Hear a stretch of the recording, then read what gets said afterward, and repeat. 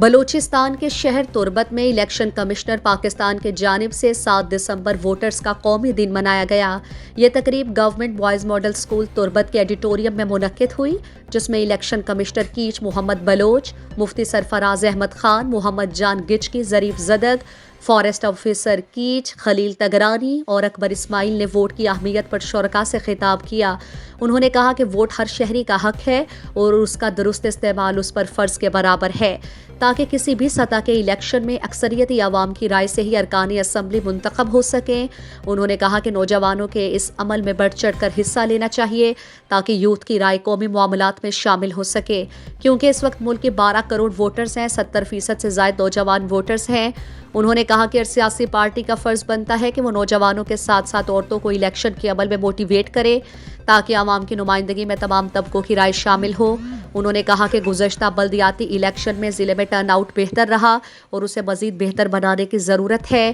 Election commissioner of Pakistan catch کے نمائندے نے ہمارے چینل سے بات چیت کرتے ہوئے کہا انچوش مسقدی کہ 7 دسمبر ترو پاکستان ووٹر آگاہی اویئرنیس یک پروگرام ووٹر ڈے حوالے منانے گو ہے۔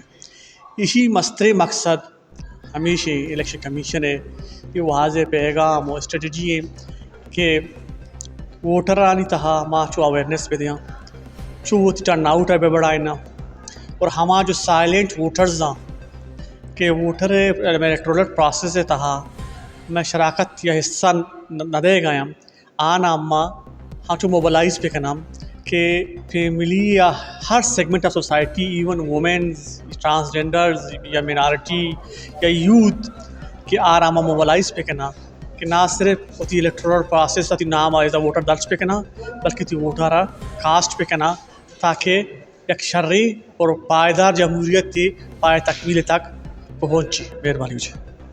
تقریب میں سیاسی سماجی شخصیات کے علاوہ نوجوانوں کی کثیر تعداد نے شرکت کی۔ مزید دلچسپ معلومات اور خبروں سے آگاہ ہونے کے لیے Gedrosia point Facebook page, Instagram, Twitter کو فالو اور یوٹیوب چینل کو سبسکرائب کریں۔ بیل آئیکن بٹن دبانا نہ بھولیں تاکہ مکران سمیت بلوچستان کی خبروں سے جڑے رہیں۔